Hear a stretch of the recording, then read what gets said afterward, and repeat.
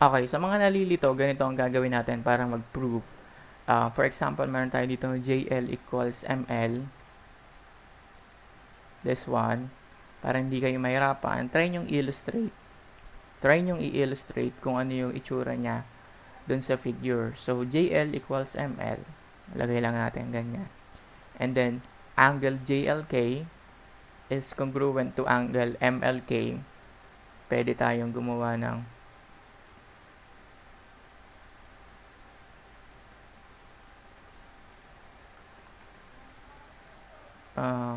siguro ito na lang.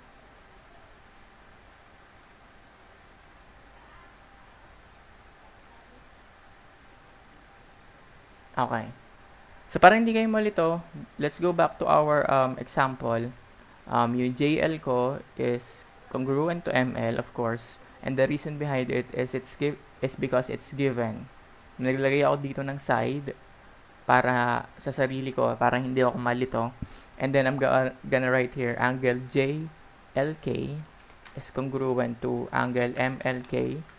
And also, it is given. So, meron ako ditong isang side at isang angle. Kung babalikan natin tong illustration, having a side and an angle, imposible nang masagutan mo tong problem na to with side to side. Kasi kailangan for sure magamit mo yung angle. So either it's angle side angle or side angle side. Alamin natin kung alin yung mas appropriate. So kung tatanggalin natin to palabas, itong dalawang triangle na ito.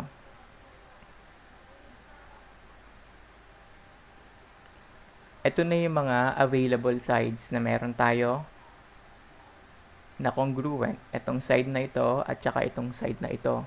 And also for the angle, meron tayo dito dalawang congruent angle.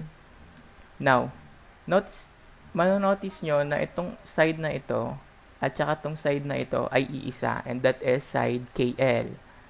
And we can say that KL is congruent to KL because of reflexive property.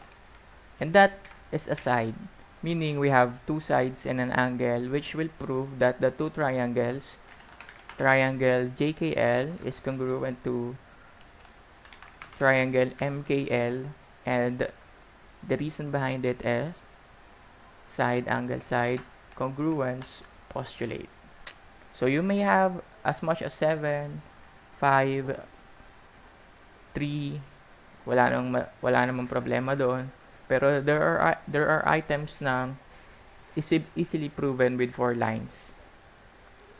But not for all, okay? Linawin ko lang. Try natin yung number 4 para mas malubos nating maintindihan.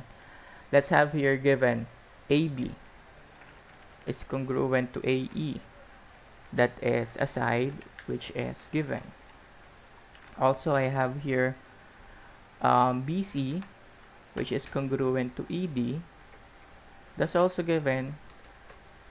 And obviously, that's also a side. So, parang hindi tayo mahirapan dito. I'll copy this one sa aking paint.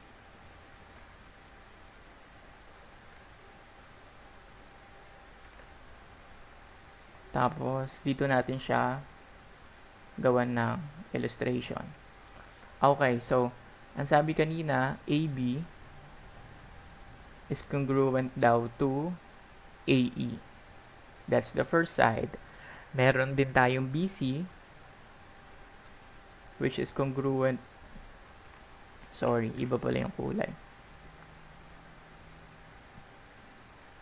And then we also have here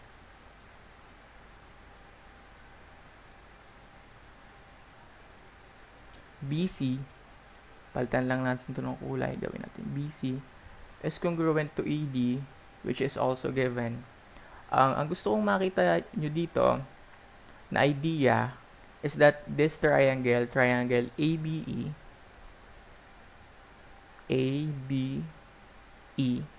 is an isosceles triangle. Paano ko nasabi yon?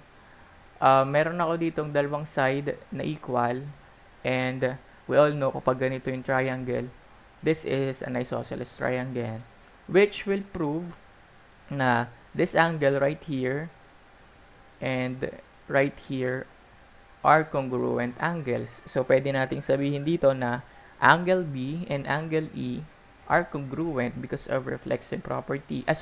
Because of isosceles triangle theorem.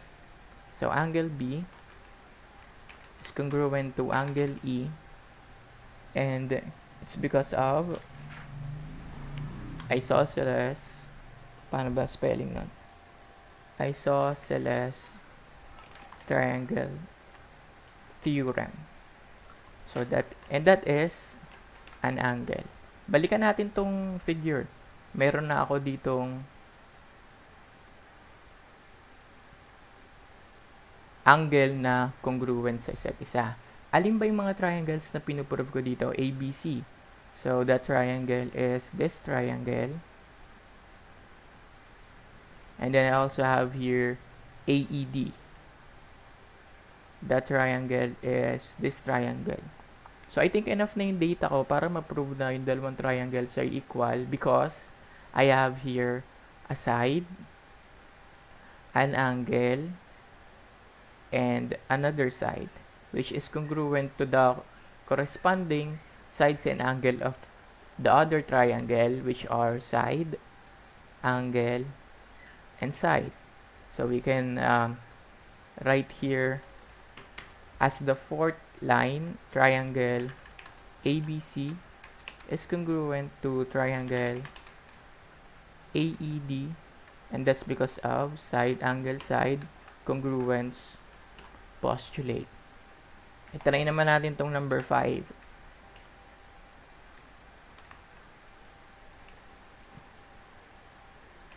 Number 5 naman tayo. Pagmasdan natin mabuti tong problem. So, we have here SK is congruent to IP. And then, SP is congruent to IK. Yung triangle dito na gusto nating makita is triangle SPK, SPK. Ayan. And then, triangle IKP. So, IKP. Okay? Parang pinaghiwalay ko lang. Now, obviously, ito ay equal dito. Ito naman ay equal dito. So, it's possible na pwede natin itong masagutan with side, side, side, and angle, side, angle. And, kung ito sana, itong angle na ito, could be proven na equal yun dito, then, I think you know it already, side, angle, side yung magiging congruence postulate na gagamitin natin. But, there is no information that could tell that those two angles are congruent, and we cannot just conclude that they are without any supporting data. Pero, there is one side here that could help. This side, yung KP, ito yung KP natin sa kabilang side, at ito naman yung KP sa kabilang triangle. And obviously, they are equal, and the reason behind this is because of the reflexive property. So, balikan natin yung itong problem, and then we write here statement,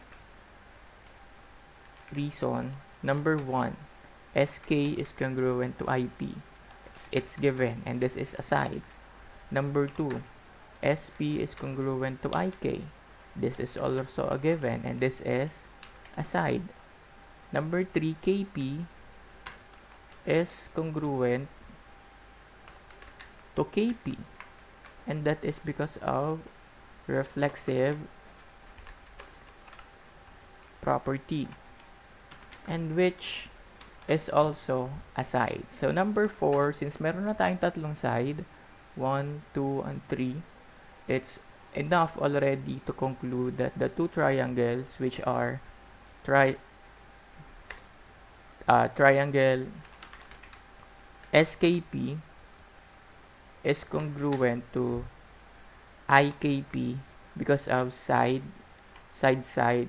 congruence postulate. Kaya lang, class, hindi naman yun ang tinatanong dito. Ang tinatanong dito is yung angle. SPK and IKP ang tinatanong dito.